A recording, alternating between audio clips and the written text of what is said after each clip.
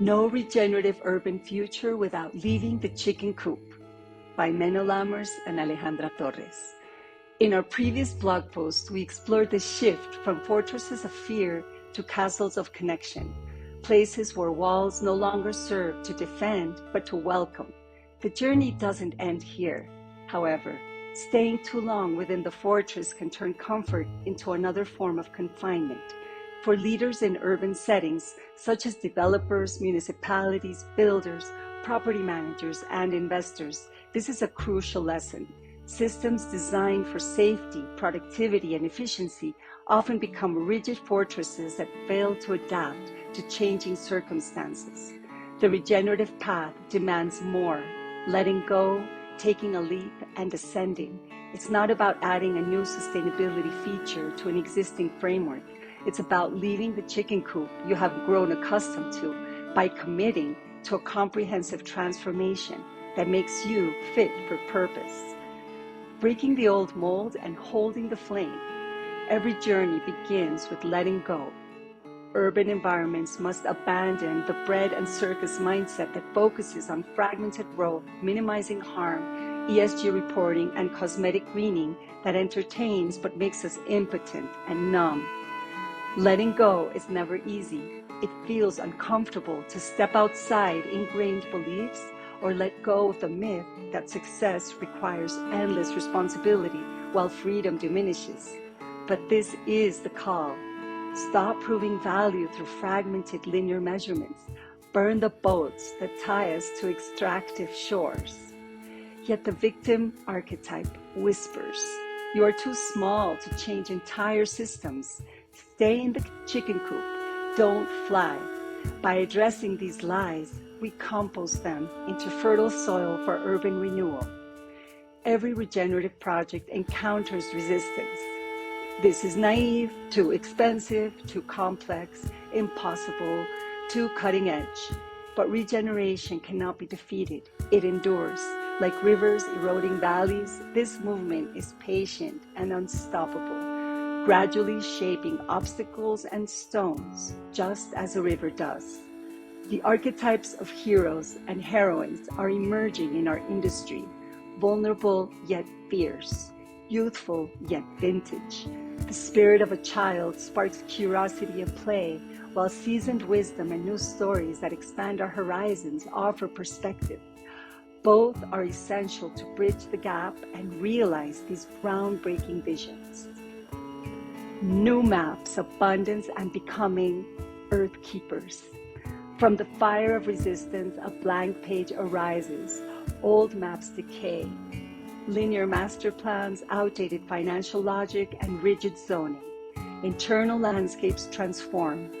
The art of completion, closure, composting, wintering, prepares the soil. Like eroded mountains and reborn rivers, urban systems sometimes must demolish old structures to make space for new ones. What seems like regression is actually restoration, a spiral back to wholeness. Scarcity is an illusion. Our economic and planning models teach us to think in terms of scarcity, ownership, finance, and resources.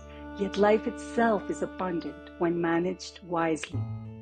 We are climbing mountains, a long, demanding journey of rethinking the structures underlying ownership, governance, and investment.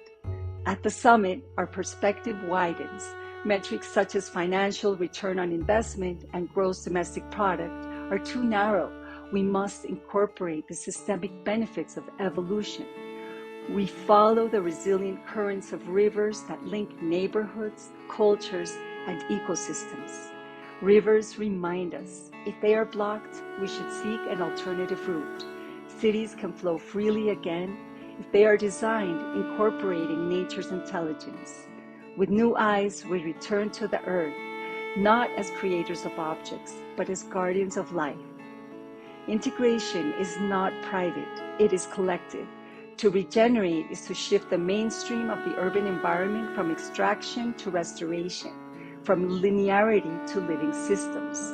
It means making development a practice of care where every street, plaza, and building strengthens its ecosystem.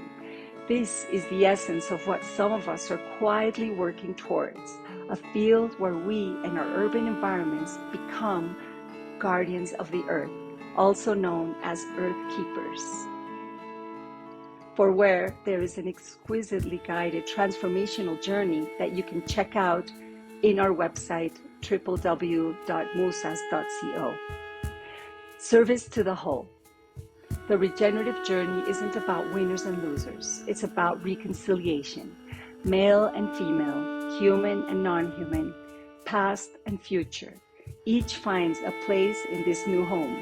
A building as part of a territory is not just concrete, steel, and glass. It also speaks to the sun and the wind, a river, a stone, a memory, and a possibility. A regenerative neighborhood isn't just a housing stock. It encompasses community, culture, ancestral wisdom, and the collective well-being of the future. Urban futures demand this sacred unity, a harmony of polarities into living wholeness. Finally, our dedication to service becomes our core, where inner renewal fuels outward change. Regeneration can't just be an act of checking the box or keeping us comfortably in the chicken coop. It must be represented as an emerging field, an inner compass, guiding leaders, investors, and citizens towards coherence and authenticity. The new era doesn't wait. It is already here.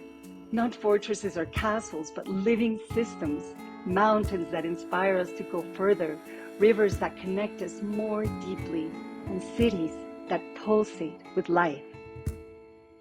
So here is an invitation beyond comfort. For stakeholders in the urban environment, the regenerative journey isn't just about finishing projects and tasks, but about practicing the art of closure, closing chapters so new ones can begin. From forts to castles, from castles to mountains, from mountains to rivers, from fear to belonging, from belonging to becoming.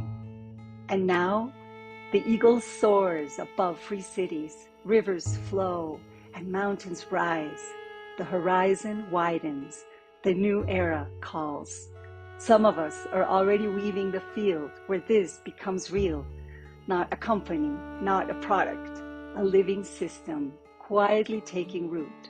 The question is, will you stay in the chicken coop, or will you soar like an eagle? Alejandra,